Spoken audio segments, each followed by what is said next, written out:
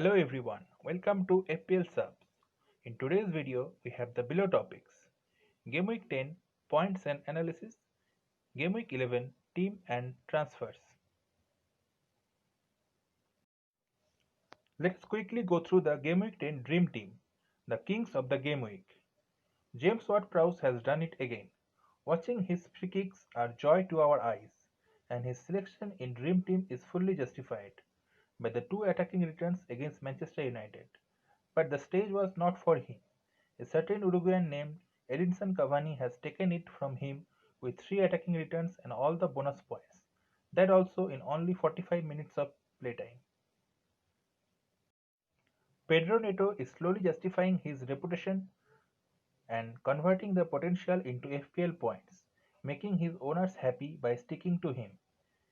Man City thrashed Burnley with 3 of their players secured place in Dream Team, 2 wingbacks with clean sheet and attacking returns, along with Riyad Mahrez who scored a beautiful hat-trick, earning him all 3 bonus points and lots of new owners.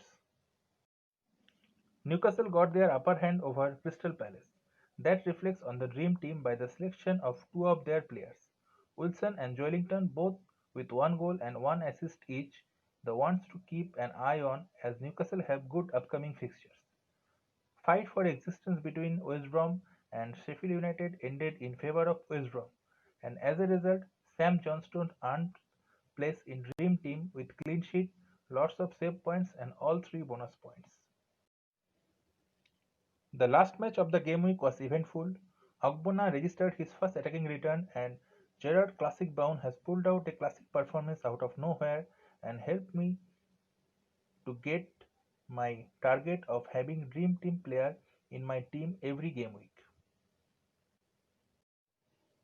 As you can see, I have not made any transfer last game week in order to think more and come up with a plan of getting back Mo Salah and include City assets in my team, which still is in progress and may require few more days. Till then, I am keeping faith on Spurs duo who have failed miserably for this game week, along with Lascelles who was not even featured and Watkins who missed penalty with net point of a big zero.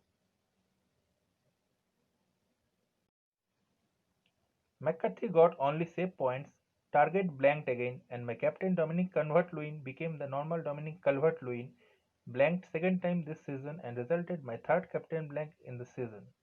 The change of tactics from Ancelotti did not work due to the absence of their both creative wingbacks, and that would trigger the transfer of DCL from my team in near future. Grealish, Bruno and Bowen with 3 double-digit hauls and again a clean sheet for Reece James helped me to get 51 points finally in game week 10. No transfer made, no City assets, not having the most selected captain pick in my team, not having all 11 players playing, along with a blank from captain. Any other team would go down in the rank, but we have kept our head high. We have gained a 30k green arrow and I am very happy getting green arrow in consecutive 6 game weeks with a new rank of 571k. My squad value is now 95.2 at the time of recording and I have 5.2 in the bank. So the question remains, is Salah essential? For that we will take help from Premier League site and transfer market site. Link given in the description. The parameters are simple like form fixture and team structure. Let's look at the next 5 fixtures in EPL for Liverpool. That is Wolves at home on December 6, Fulham on road on December 13, Tottenham at home on December 16, Crystal Palace away December 19, and West Brom home December 27th. They are out of EFL Cup, no FA Cup matches in between, and only one UCL match against Midtjylland in home in December 9, where they are comfortably top of the group. No chance of risking Salah there. He can easily play the Wolves match, take 1 week rest, and then 3 matches in 1 week before West Brom. He will get another week of rest. Yes, fixture wise he is essential, but form wise, let's discuss that after some time. Before that, my team structure. I am currently playing with a 3-4-3 formation with 7 attacking players from which 3 are premiums in range of 9 to 12, 2 high budget in range of 7 to 9, and 2 low budget in range of 6 to 7. Now Salah can only fit in the premium slots where I currently have Kane, Son and Bruno with some money in the bank by degrading one premium defender to low budget defender and from sale of Salah. I am not thinking of transferring out Son or Kane as they are not at all rotation risk and in very good form with almost fixture proof this season with only two difficult matches all season, that is Liverpool and City away, former on game week 13 and the latter on game week 24. The most suitable option is to upgrade Bruno back to Salah, but that I am reluctant to do for the same reason I just told. The only option left is to upgrade one high budget attacker, that is Grealish to Salah, or I can do that in two moves like DCL to Bamford and Bowen to Salah, or change the formation to 3-5-2 and DCL to Brewster with Gordon to Salah. I like this last move very much as I think it will be the best formation going forward as Man City midfielders are regaining from solely. Which brings me to the next topic, Salah or KDB, for which we will discuss next few fixtures of City also, and head-to-head comparison of stats between these two where we will get all the details of their current form. Let's start.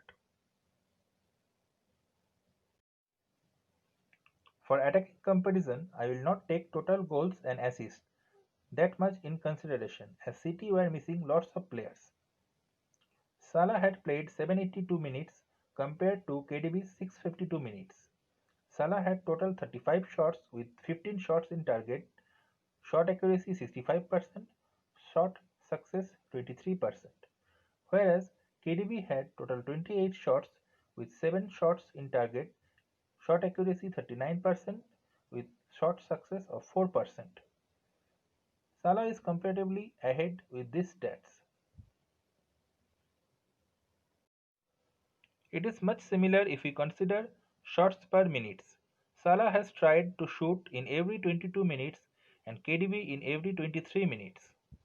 If we compare their involvement in attack, both are almost equal with touches, big chances created and through balls.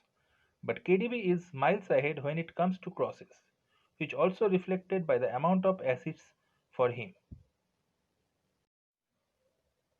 For City's fixtures, they have Fulham home December 5, Manchester United away December 12, West Brom home December 15, Southampton away December 19, Newcastle home December 26 in EPL, Arsenal away December 22 in EFL Cup, and Marseille home December 12 in UCL. No problem for KDB to play Fulham and Manchester United as City also have qualified from UCL group stage. But the problem arrives after that. In next 13 days they have to play 5 matches in which there is Southampton away, Arsenal away and Everton away. So they need to rotate in West Brom and Newcastle match. Although form and structure wise there is very little difference, but fixture wise I will prefer Salah over KDB. I have not made any transfer till now as the European matches are still going on and I will wait for the press conferences. Saiss will be definitely transferred out this game week as Wolves is now playing with a back four and Saiss is no longer a choice. The other transfer that is most likely to be happen is Grealish to Salah, but that will close the option to get points from Grealish in this upcoming juicy fixtures. In that case, I will transfer out Watkins and try to field 9 players for this game week. This is my full squad without making any transfers. I am most probably will captain Salah if I decided to get him in this game week. Otherwise, it will be on Bruno or Kane with a slight advantage for Kane for his home fixture. Hope I have given you full team and transfer details and have thoroughly discussed my thoughts for Salah vs KDB. If you like the content, please like the video and subscribe the channel. Also, please comment about your thoughts so that I can improve the content more and come with more videos with your inspiration and suggestions. I am planning to discuss best 6 million forward going forward. defensive options going forward, and a possible timing to use my wildcard, along with how and whom to accommodate from the premium attackers in wildcard. Till then, take care and goodbye from me. Please do like, comment, share the video, and please subscribe the channel before leaving. More videos are planned and your involvement will be highly appreciated. Goodbye for now to all my fellow subs. Keep enjoying and see you in the next video.